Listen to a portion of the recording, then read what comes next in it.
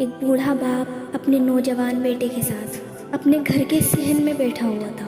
बेटा अपने काम में मसरूफ और बाप पुरानी सोचों में डूबा हुआ था। अचानक ही घर की दीवार पर एक कौवा आकर बैठा।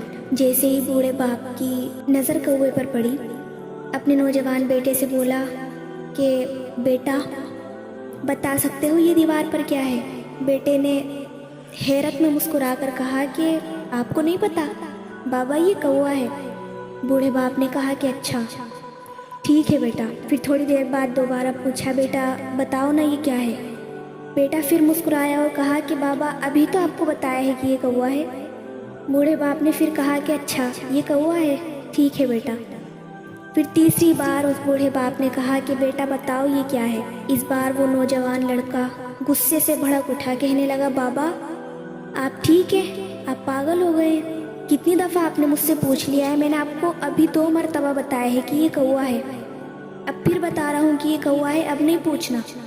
जब बूढ़े बाप ने अपने नौजवान बेटे को इतने गुस्से में देखा तो कहा कि छोड़ो ना बेटा, ये कौवा, ये गुस्सा, आओ इधर आओ और मेरे पास आकर बैठो। आज ना मैं तुम्हें सालों पुरानी एक कहानी सुनाता हूँ। जहाँ आज तुम हो वहाँ मैं था और जहाँ मैं हूँ वहाँ तुम थे।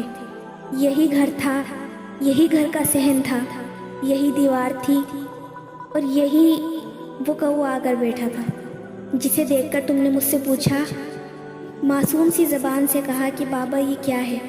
मुझे तुम पर बहुत प्यार आया। मैंने तुम्हारे गाल पर बोसा दिया और तुम्हें बताया बेटा ये कौवा है। तुमने फिर पूछा, मैंने फिर प्यार किया, फिर बताया बेटा ये कौवा है। तुमने फिर पूछा, मैंने फिर तुम्हारे गाल पर बोसा दिया, फिर तुम्हें बताया बेटा ये कौवा है। बेटा तुम्हें पता है उस दिन तुमने 25 मरतबा मुझसे पूछा था और मैंने 25 मरतबा तुम्हारे गाल को चूमा और तुम्हें बताया बेटा ये कौवा है।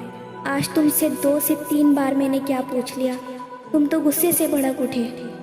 आय हाय, कितना बड़ा सबक है इस कहानी में। वाकई वालिदैन की हिम्मत और बर्दाश्त को मेरा सलाम है।